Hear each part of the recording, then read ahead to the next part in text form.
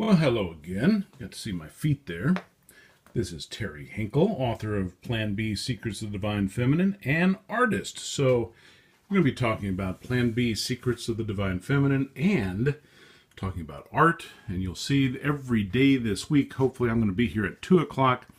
And you're going to be able to see not only this painting start taking, well, it'll start coming alive here pretty soon. This is a nice big painting. Got a few other ones I'm working on at the same time, but we're going to be talking and actually seeing this artwork come alive. So it's kind of interesting now that I see that everything kind of comes together. My art, my books, everything that's going on. So we're going to be here every day this week and start talking about everything that is very important to me and to everybody out there. It's divine feminine, the sacred feminine, but you guys, there's a lot for you too. So anybody listening, we're going to have questions and answers afterwards if you have any questions. And also, anybody that is watching this again, please email me at planb@charter.net and I will ask, I'll answer any questions that you might have. So this wonderful backdrop is going to be changing every day. In fact, when we're done talking, I'm going to start working on that. So Plan B, Secrets of the Divine Feminine. I mean, this first book that is now all over the place because it's for a Kindle and a Nook now and everything. But it has gotten out there so big now that all these women are emailing me saying, where's book 2? Where's book 3? They're being edited right now. So this is number 1. So I guess we need to say number 1, how this became a thing. I've been an artist all my life, was in advertising for 30 years, had my own agencies, worked with the big ones, and at the end had a nationally syndicated radio show where I'm talking to the greatest minds in the world. It was a PhD for me. I mean, I'm talking, Dr. Wayne Dyer, God bless his soul, he's no longer with us. He would, anytime he had a new book or he was coming through town, he'd say, well, I got to get on there and we got to talk. And, everything from Brian Weiss about past lives. We had Buddhist monks, Wiccan priestesses, Lynn McTaggart, her book, The Field. I was one of the first people to interview her, had the great honor, and her life has changed, and that book, The Field, will change. And I could go on and on and on and on about all this. But one of the things, right before the book that I'm sure a lot of you know, or the movie, The Da Vinci Code, came out, all these women, before that even, were texting and they were emailing and saying, can you tell me something about the divine feminine? Can you tell me anything at all about this? So I called in all the experts from around the world and something was missing. It was one of those things that I could not stop thinking about. So one day, kissed my wife goodbye to work, got my kids to school, sat down with my last coffee and my dog Ginger, who's no longer with us, and so I started meditating as I did every morning, and all of a sudden I'm shaking terribly and I'm sweating. My clothes look like I've just been swimming in it, and my dog is moving away going, what is happening to you? And all of a sudden I got hit, literally got hit with a 300-page PDF file, is the best I can say, with movies and text and everything I've been asking for. I had been constantly asking about the divine feminine. I'd forgotten about that. It had become such a big deal, and I was thinking about it right before I went into meditation. So to make a long story as short as possible, it took an hour or two before I could actually get up and move, and I'm chattering. I got to talk to somebody. And there was this guy named Steve Rother, and if you can ever see him, he is amazing. He channels a group called The Group. And he's always all over the world. He's filling stadiums in Barcelona. He's here, and he and his wife are all over the place.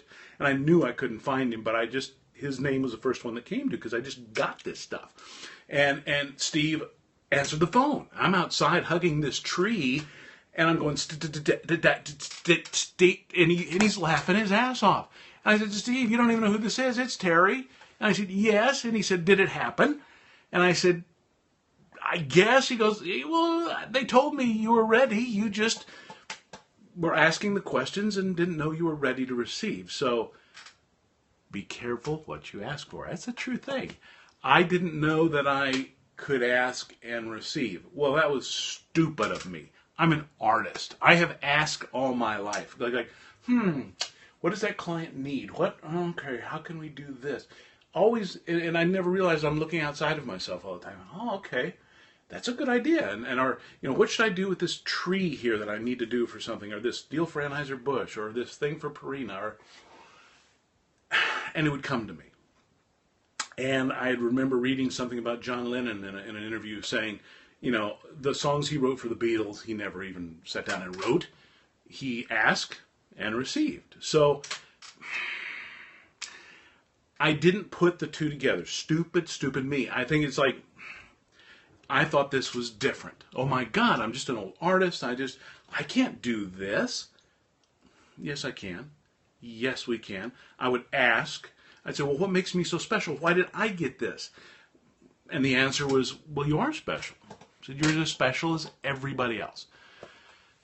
Oh, so yes, I was channeling this. You were channeling this. Everything in your life you already know. One of the greatest things that I would ever get from women that have read Plan B is like, Terry, this has changed my life. They'd want to tell me how this has changed their life, how they're better because of it. But then there would be always, and I would say, okay, and they said, I already knew all this. And I said, okay, that's wonderful. I mean, that's the best thing, because yes, you did already know all this. You just wouldn't listen. And they're like, oh, yeah, I mean, all my life I've known this, I've heard this, I've felt this, but I wouldn't do it because of what would they think? And that was always the answer. And then they would cry. And then it's like realizing they've been doing everything for their whole life, instead of living what they wanted to. Because, they did not trust, they did not have faith. And that is what I had to learn. I got all that information, and I was getting more every day, but I did not have faith of something greater than me, bigger than me. I did not trust that I could get the information from anywhere of anything I asked, yet I'd already been doing that all my life, because I'm thinking this is different. Well, nothing's different. It's all the same. When I'm looking for ideas for these paintings, I just pull them in. So now I have trust, now I have faith, and it's just then letting go of the fear. Well, fear, I bet, will be next time. Fear, when we're talking tomorrow around 2 o'clock Central Time, we're going to see what I've been doing with this painting here, and we're going to talk about the next thing is fear.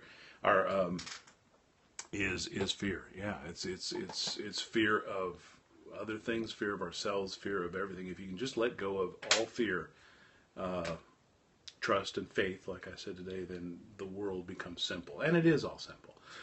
We as humans just decide we need to make this so damn difficult. But it's not. It's very, very simple. And when you figure that out, it makes you feel silly. So that is the little thing today. And I look forward to talking to you all tomorrow. This will be, I get my new little thing that holds this phone real well.